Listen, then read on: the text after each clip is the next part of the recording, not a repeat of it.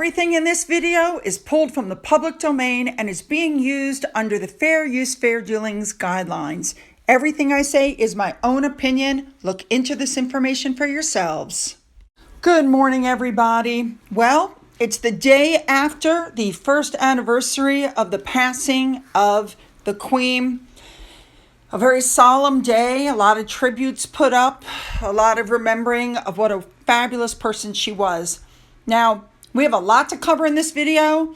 There's going to be a lot of going back and forth between William, Charles, Harry, Meghan. I'm trying to keep it all in order. There's just been so much. So this could be a little odd the way we're bouncing around back and forth, okay? Now, because I'm not going to release a 30-minute long video, I'm going to have to split this into two. So there's going to be two videos, okay? All right, let's just jump in and get there because there's so much to cover. Let's go. All right, this story has nothing to do with the royals, but I'm going to cover it anyway. Dwayne "The Rock" Johnson and Oprah Winfrey got together and asked fans to donate money to help those affected by the Maui wildfires. The problem is the two of them together have a combined net worth of more than $2.8 billion. So while they collectively together kicked in $10 million, they asked their fans to do it, but to help kick in. But a lot of fans are living paycheck to paycheck. You're billionaires asking money from the poor. It's a joke, okay? 10 million, as people pointed out, is 0.5% of 2 billion. So if you want 0.5% of my wealth, here's $16 post-tax. I'll give it to you. It's outrageous. I agree. All right, moving on. All right, moving on to Peter Phillips. This is pretty cool. He's going to stage the UK's first ice rink at London's Kensington Palace. It's going to rival the rink at Hyde Park's Winter Wonderland, and that one holds 750 people. Now, this rink is going to open at Christmas. It's going to be built on a helipad on the grounds of the London house. We know that Kensington Palace is the home of the Prince and Princess of Wales, who right now reside in Windsor. So, yeah, pretty cool. Now, they're aligning with the King's core value. Don't worry about sustainability, etc., etc. But this is going to be really good because there's going to be suppliers, game providers, food providers, and so on. So it's going to, stimulate the economy too. Well done. All right, moving on. Here we go. We've heard this once before, and they've denied it. But everything they deny, you have to take with a grain of salt. So it's being reported, allegedly, Harry and Meghan are looking to move to Malibu because, of course, it's closer to Hollywood. There's a foundation for a 10,000 square foot main residence. There's a long driveway up to the house. There's a guardhouse. There's a huge pool. And, sounds like it's something right up their, their alley. Maybe there won't be 16 bathrooms this time, but they're saying it's close enough for them to do business in Hollywood, but far enough from Hollywood to give them privacy and security. Now, the problem is, number one, they're denying that they're going. Number two, their neighbors in Montecito, people are very unhappy because everybody's privacy is being compromised. So people want them to just go away. Harry doesn't want to move. And Meghan's like, Meghan's trying to become a star. She's rebranding. We know it. We've seen it. That's undeniable. And she needs to be closer to Hollywood. That's really where she wants to be. So she's telling him, like it or lump it, whatever. You're coming with me and we're going to Hollywood. And that's just, the way it's going to be. So, yeah. All right, Harry. Love it. Next up, it's pretty obvious from the chapters that we've seen that Omid Scobie is going to be attacking 9/10 of the book on Prince William, the Prince of Wales. It's pretty obvious that he's going to head for Prince William at this point. And we also, listen, you'd be stupid to think that Harry didn't tell him to do this, okay? He has already positioned himself. We all know he's a Sussex Squad member. It's well known that Omid or Harry helped Omid write the last book, even though they swore in a court of law that they didn't. We all know that he withheld the book for a few months after Harry went to the coronation so that Harry could give information to Omid to put in the next book. I mean, he's, I can only say one thing to Omid. Omid, I hope you were very careful because, like with Tom Bauer and with Valentine Lowe, who put out those books about Harry and Meghan, who threatened them. And then, of course, nothing happened once the books were printed because everything that they wrote was true. If Omid put anything in there that's not true, I hope William sues you. I hope he takes every penny you made. All right, moving on. All right, we're going to move on to this story now. This just goes to show you that the YouTubers are more on top of the news than the mainstream news. How many days ago did I tell you guys already that Meghan had been removed from the schedule at Invictus Games? Well, just now, the mainstream media is coming up going, did you know that Meghan has disappeared from the schedule? It's like you're a little late. Anyway, the now deleted passage said, and I'm quoting, that the Duchess would take the stage to host the intimate and moving glimpse into the extraordinary journey of the Invictus Games competitors. Now, people are saying that information was uploaded in error. What? How do you upload that in error? No, I think there was so much backlash. People didn't want her there. She was talking about, once again, she was going to talk about courage and compassion. Two things that she has no right talking about.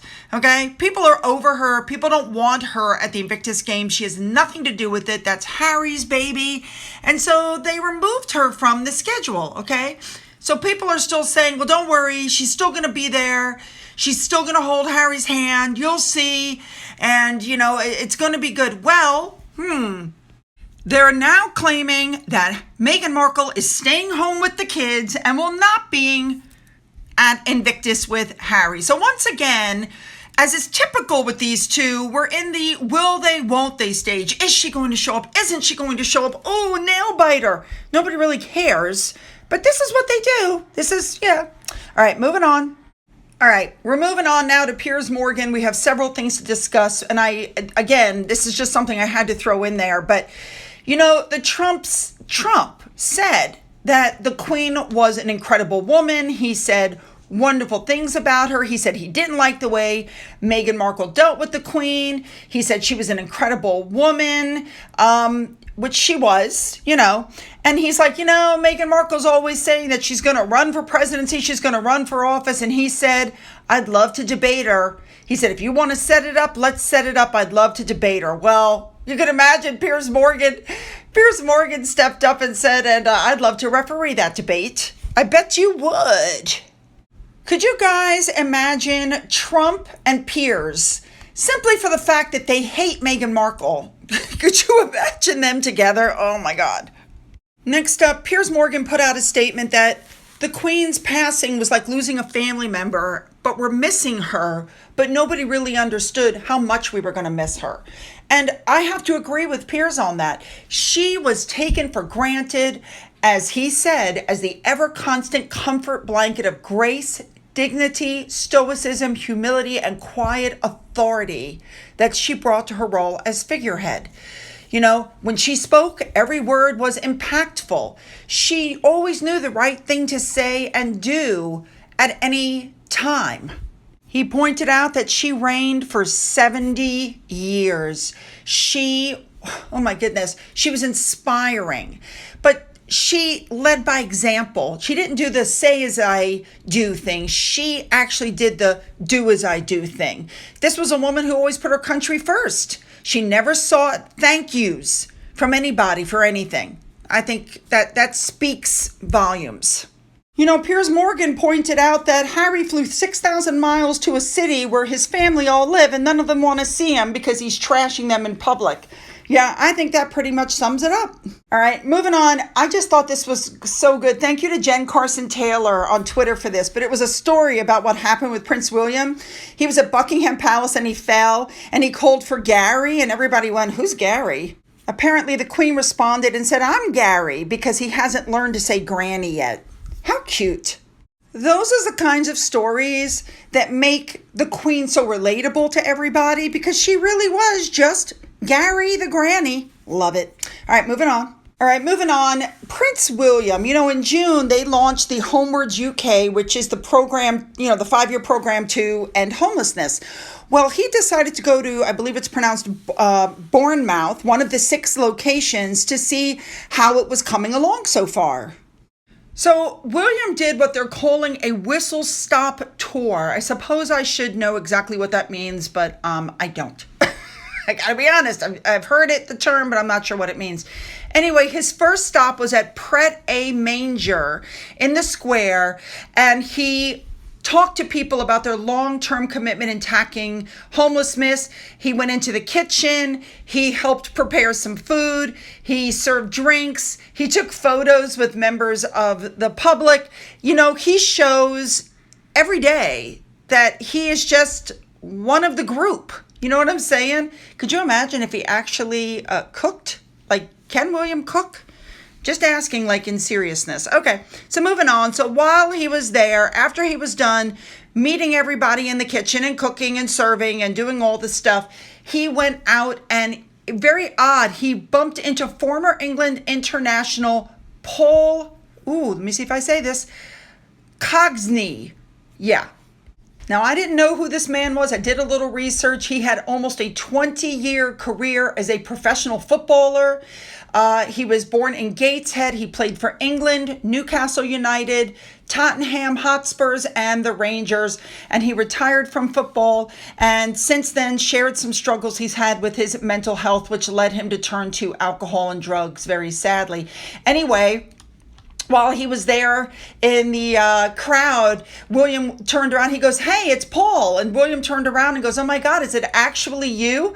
What are you doing here?" And the guy goes, "Well, I've come to see you." Can you imagine? And so William goes, "Well, how are you doing?" And the guy says, "I'm doing a lot better. I'm getting there." And William says, "I'm keeping an eye on you from afar, and it's good to see you." I just think that's so wonderful. So with that, William continued to work his way through the crowd. There were a lot of people to see, a lot of people to speak to, and he had a lot of stops to make. So when he got done with all of this at the restaurant, he moved on to his next stop. Very interesting. William then met up with Steve Bartlett, and they did a roundtable discussion with local businesses and organizations at the stadium. Now, interesting, they later held a pitch side discussion with the CEO, Neil Blake, Cherries defender Lloyd Kelly, and the women's goalkeeper, Kate Scatting, to learn more about the Bounce Back community project, how it's helping vulnerable residents. And Kelly also spoke about his time in foster care. Interesting. I had no idea any of that had taken place. So that just shows you how important all of this is. Now, as he was leaving, of course, William was swamped, taking selfies with people, everybody reaching out to grab him. Typical. Everybody just loves Prince William, and what's not to love? All right, you guys, that's the end of video 1. Come and join me for video 2. You don't want to miss this.